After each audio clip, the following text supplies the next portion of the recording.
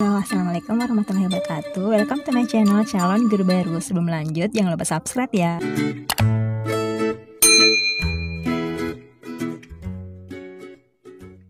Halo teman-teman, gimana? Masih semangat untuk belajar kan? Persiapan SKB-nya yang belum ada jadwal sama sekali. Dan kalian jangan goyah ya, tetap semangat belajarnya walaupun banyak kabar yang beredar kalau SKB ini akan ditiadakan. Dan pengangkatan CPNS 2019 itu akan mengambil nilai dari rankingan di SKD. Tapi kalian tenang aja ya teman-teman, karena berita itu sudah dikonfirmasi oleh pihak BKN dan mereka mengatakan bahwa SKB itu akan tetap dilaksanakan ya. Kita tunggu aja jadwalnya sampai dengan COVID-19 ini bisa diatasi ya teman-teman. Jadi kalian fokus aja belajarnya. Untuk kalian guru PPKN, ini sudah part 8, jadi kalian cek juga di playlist ya. Nanti saya simpan di description box untuk soal SKB guru PPKN-nya yang part 1 sampai dengan part 7. Oke, kita langsung aja ke soal nomor 1. Salah satu dampak penyalahgunaan media massa adalah banyaknya pemberitaan yang sifatnya menyebarkan permusuhan atau hate speech yang harus dilakukan oleh kita sebagai masyarakat yang pengguna informasi adalah: apakah A. ikut serta menyebarkan berita tersebut, B. memblokir situs tersebut, C. melaporkan situs atau media sosial tersebut, D. melakukan cek dan recheck kembali tentang kebenaran berita, atau yang E. melakukan pembatasan terhadap akses informasi media cetak, media siaran maupun media online. Ya, silahkan dijawab ya teman-teman.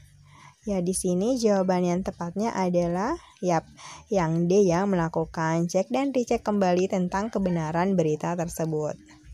Lanjut ke soal nomor 2. Salah satu faktor determinan dalam era globalisasi yaitu teknologi informasi yang berkembang cepat dan skala masif. Namun, seringkali digunakan oleh oknum yang tidak bertanggung jawab untuk menyebarkan paham terlarang seperti komunisme dan radikalisme melalui media sosial maupun lewat netizen jurnalis seperti blog dan web. Hal yang paling efektif untuk menangkal pengaruh negatif penyebaran paham tersebut adalah: apakah A. pengenaan hukum yang berat bagi pelaku penyebaran ajaran terlarang, B. edukasi bagi masyarakat akan bahayanya ideologi komunisme dan radikalisme melalui jalur pendidikan dan keluarga, C. membentuk divisi penegakan cybercrime yang handal di lembaga kepolisian, D. seminar dan pelatihan bahaya ideologi radikal dan komunisme, atau yang E. counter propaganda oleh pemerintah melalui media massa. Ya, silahkan dibantu jawab ya teman-teman. Kalian bisa di pause videonya. Terus kalau misalnya kalian sudah memiliki jawabannya, silahkan di play kembali untuk mencocokkan jawabannya. Ya, jawaban yang tepat di sini adalah yang B. edukasi bagi masyarakat akan bahaya ideologi komunisme dan radikalisme melalui jalur pendidikan dan keluarga. Nomor 3, di bawah ini adalah dampak negatif globalisasi di bidang ekonomi yang harus diwaspadai Indonesia adalah: A. penjajahan baru di bidang ekonomi, B. penggunaan sistem nilai tukar mata uang yang tidak tetap, C. budaya materialisme, D. budaya nongkrong di fast food, atau yang E. etos kerja rendah. Ya, jawaban yang tepat di sini adalah yang A. penjajahan baru di bidang ekonomi. Soal nomor 4, salah satu dampak positif globalisasi di bidang sosial budaya adalah: A. masyarakat memiliki akses yang cepat terhadap perkembangan mode yang sedang tren di belahan dunia manapun, B. masyarakat dapat dengan mudah mendapatkan kebutuhan pakaian impor dengan harga murah, C. masyarakat kita dengan mudah terpengaruh oleh tren dan budaya luar dengan cepat, D. masyarakat dengan mudah mempelajari unsur-unsur budaya masyarakat lain melalui internet, atau yang E. membuka peluang kepada kita untuk ikut mempromosikan potensi lokal kita ke kancah internasional seperti batik. Ya, jawaban yang tepat di sini adalah choice E. membuka peluang kepada kita untuk ikut mempromosikan potensi lokal kita ke kancah internasional. Selanjutnya, pada dasarnya perwakilan diplomatik dan perwakilan konsuler di luar negeri dalam menjalankan tugasnya memiliki kekebalan diplomatik. Hal ini menunjukkan bahwa pentingnya kekebalan diplomatik bagi Korps Perwakilan Diplomatik dan Perwakilan Konsuler di Luar Negeri. Apakah A. Untuk menjamin pelaksanaan tugas negara yang diwakili, B. Eksistensi dan profesionalitas keberadaan negara di luar negeri, C. Perwakilan diplomatik merupakan keberadaan negara di luar negeri, D. Menjamin keselamatan para pejabat negara di luar negeri, atau E. Menunjukkan negara pada dasarnya keberadaannya mutlak di luar negeri. Yang tepat di sini adalah D. Menjamin keselamatan para pejabat negara di luar negeri. Soal nomor 6, dalam melaksanakan liputan dan pemberitaan peristiwa kejahatan asusila terhadap anak-anak sesuai kode etik jurnalistik, seorang jurnalis tidak diperbolehkan A. Menyebutkan identitas kejahatan asusila, B. Melakukan wawancara tanpa didampingi orang tua, C. Melakukan jurnalisme mendalam berupa jurnalisme investigasi, D. Mengekspos tempat kejadian perkara, atau E. Melakukan wawancara tanpa izin kepolisian. Yang tepat adalah A. Menyebutkan identitas kejahatan asusila. Hal itu tidak boleh dilakukan oleh jurnalis. Selanjutnya, nomor 7, meningkatkan kerjasama kedua negara di berbagai bidang melalui pengumpulan informasi sebanyak-banyaknya dari negara pengirimnya adalah tugas dari A. Perwakilan konsuler, B. Duta negara, C. Perwakilan diplomatik, D. Perutusan negara, atau E. Duta budaya dan seni. Ya, yang tepat di sini adalah choice C. Perwakilan diplomatik. Nomor 8, setiap perjanjian yang telah disepakati harus ditaati dan dilaksanakan oleh peserta perjanjian. Merupakan salah satu asas perjanjian internasional yang disebut A. Courtesy, B. Bona fide, C. Reciprocity, D. Pacta sunt servanda atau Equality Right. Ya, yang tepat di sini adalah choice ya di D. Pacta sunt servanda. Jadi dalam perjanjian internasional itu ada 6 asas perjanjian. Yang pertama itu Pacta sunt servanda, yang kedua Equality Right, ketiga itu Reciprocity, keempat Bona fide, kelima Courtesy, dan terakhir Rebus Sic Stantibus. Yang pertama itu Pacta sunt servanda ini adalah asas pertama yang harus diterima dan dilaksanakan oleh negara-negara subjek perjanjian internasional. Asas ini dapat juga disebut sebagai asas kepastian hukum. Equality Right ini adalah suatu asas yang menuntut semua orang atau pihak yang terlibat dalam perjanjian tersebut setara derajatnya. Tidak boleh ada perbedaan derajat yang dapat menyebabkan kesenjangan dalam perjanjian internasional tersebut. Kemudian yang ketiga, reciprocity. Yang ini adalah asas yang mengharuskan bahwa dalam perjanjian internasional semua pihak yang terlibat memiliki keuntungan yang sama dalam asas-asas perjanjian internasional yang mereka berada di dalamnya tersebut. 4. Asas bona fide ini bisa diartikan sebagai asas itikat baik. Jadi, perjanjian internasional itu haruslah berdasarkan dengan itikat baik yang muncul dari hati nurani bangsa-bangsa yang terlibat dalam perjanjian internasional tersebut. Asas yang kelima yaitu asas courtesy atau asas kehormatan. Nah, asas ini mengharuskan negara-negara yang terlibat dalam perjanjian internasional itu untuk saling menghormati satu sama lain.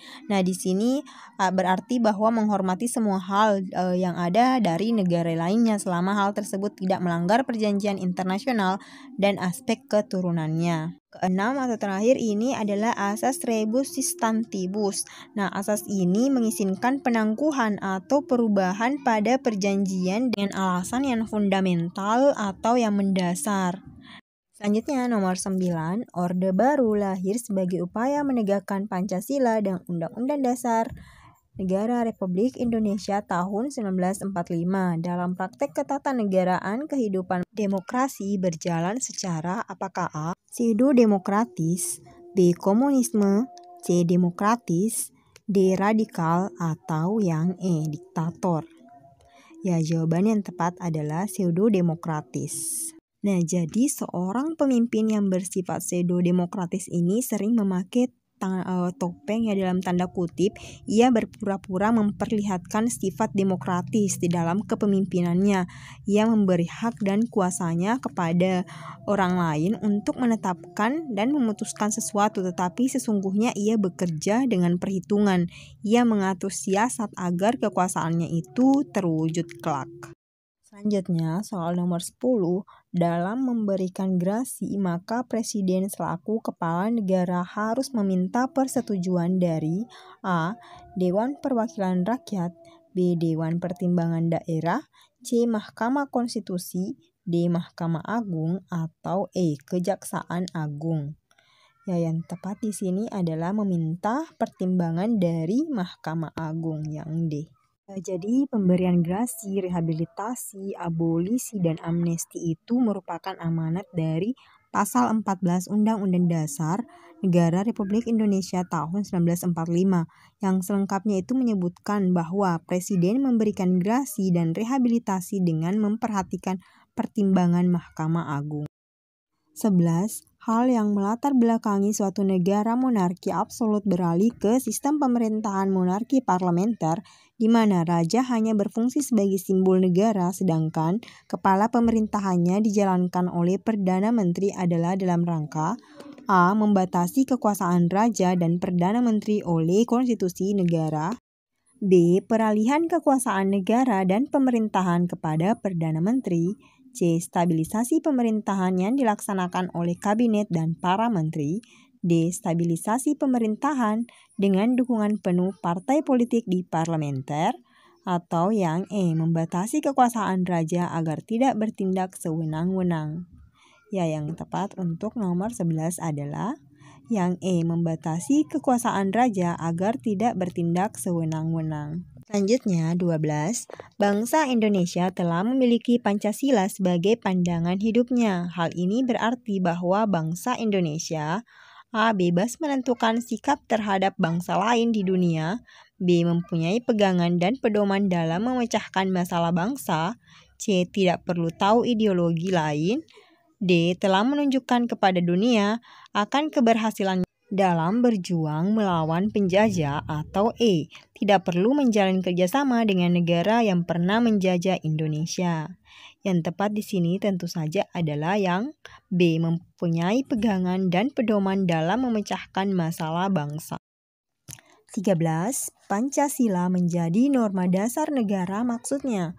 Apakah A. Aturan pokok untuk mengatur kehidupan bagi setiap warga negara Indonesia dan lembaga-lembaga negara, B. Kaidah yang berlaku untuk selama-lamanya, C. Menjadi aturan dasar kemasyarakatan secara turun-temurun, D. Aturan pokok untuk menjalankan kedaulatan rakyat, atau E. Pancasila bersifat statis. Ya, yang tepat di sini adalah choice A.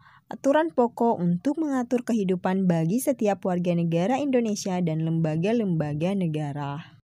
14. Tujuan bangsa Indonesia yang bersifat internasional sebagaimana tercantum dalam pembukaan Undang-Undang Dasar 1945 adalah apakah A. Menciptakan lapangan kerja yang seluas-luasnya dengan mengirimkan TKI ke luar negeri, B. Menciptakan stabilitas keamanan yang mantap, C. Memajukan kesejahteraan umum dan mencerdaskan kehidupan bangsa, D.